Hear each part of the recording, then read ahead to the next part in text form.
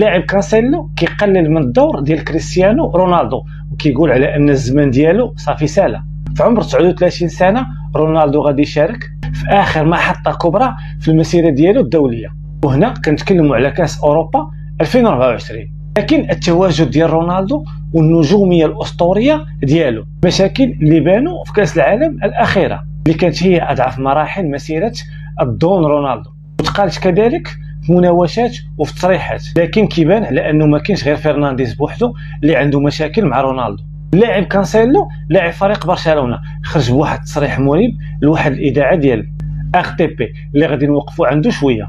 ملي سولو كانسيلو على الدور ديال رونالدو في الملعب، قال على ان رونالدو لاعب مهم ونافس ميسي على الكره الذهبيه لمده 15 سنه، وكمل وقال على ان كره القدم كتلعب ما بين 25 و 32 سنه، وهذا الشيء كيتفهم منه حاجه وحده، انه زمن رونالدو